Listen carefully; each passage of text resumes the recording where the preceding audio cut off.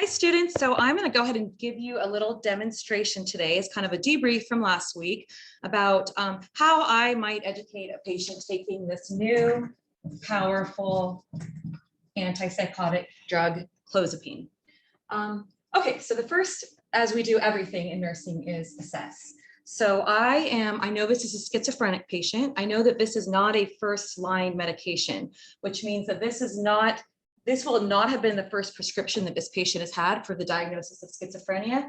So I kind of want to talk about past experience with medications, what the side effects were, why maybe they weren't compliant before, why they didn't like them, why it didn't work. You want to assess disease insight too. And a common thing with schizophrenic patients is they don't think they have a disease, or they think that it's just not worth it to take the medication because it makes them not themselves. So assess level of consciousness, disease insight, past experience, which gets you ready to teach, because you can't really even begin your education process until you kind of see what the patient already knows. I also hope that there's a caregiver, a family member, friend, somebody there that we can kind of work collaboratively to help teach the patient. Okay, so we've assessed. Then we want to kind of go through why are you getting this medication?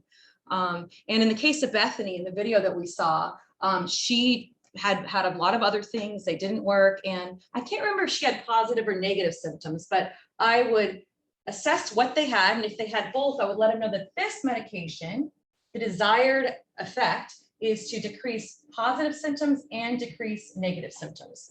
And remember, for schizophrenia, positive symptoms are delusions, hallucinations are examples. Negative is like a flat affect or like social withdrawal, antisocial behavior. So this drug, if it works, is going to help mitigate both of those symptoms. All right, next, I want to tell the patient and the caregiver about the REMS program. And I want to tell them that this particular drug is a special drug and is required to be part of this. And it has the pharmacist and the doctor and the psychotherapist working together to make sure that the patient is safe on this powerful medication. What's important for the patient to do? They're going to have to do three things. They need to go and get the blood tests as ordered by the physician, and they need to go and get their eyes checked as ordered by the physician. They need to report any new meds that they're taking over the counter or prescription to their healthcare team, because they might not kind of get along with this new medication. And then the third thing is they need to stay involved in psychotherapy while they're taking this medication. So this is here to protect them. Here's their job, and in exchange for sort of doing their part of the job, then they have this whole team working to keep them safe while taking this medication. Okay.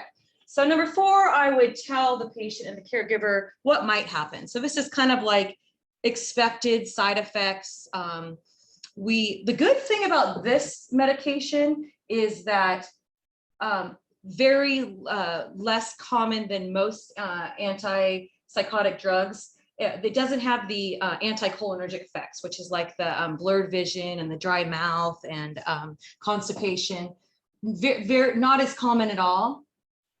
The bad news is that it has it can, in about 1% of the population, very negatively affect their white blood count. And so I would explain that this is why we're doing the blood test. We want to make sure this isn't happening to you. And how does that relate to you? Well, if you have less of this part of your blood, then you are more likely to get infections. So I would let them know about that. And then I would say that, you still might have constipation. We could talk about if they have a history of constipation, ways to mitigate that, high fiber foods, all that good stuff. Let them know that they could have a seizure, and so they're not going to be driving while they're taking this medication. Could talk about fall precautions, seizure precautions, everything sort of related to a list of expected side effects and how to help mitigate those and make them not so bad that they can't take the medication anymore. Okay, so then these are the adverse effects that aren't just little side effects that we try to mitigate, like constipation. This is when do you call your doctor? What are the deal breaker side effects, adverse effects, where we need to get you off this medication? The big thing is any signs of infection. It could be anywhere in the body. It could be, just think about anywhere on the whole entire body. You could talk about in detail what an infection might look like. You know, red, angry, anything that's purulent drainage, fever, any flu-like symptoms. These are reasons to call the doctor.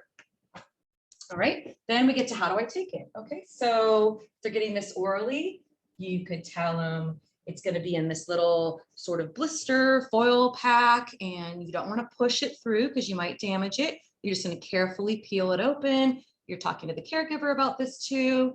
And then you're just going to put it in your mouth and it's just going to disintegrate. You don't even have to worry about you can swallow it right with your saliva. You don't have to drink water. You should take it though with milk or food because it might upset your stomach. So just kind of plan your day based on making sure that you eat with it. And then of course you're going to ask them if they have any questions. That's it. So it's going to be dynamic teaching based on your answers, you know, what the patient feedback is all around here. And there you go. Hope that was helpful.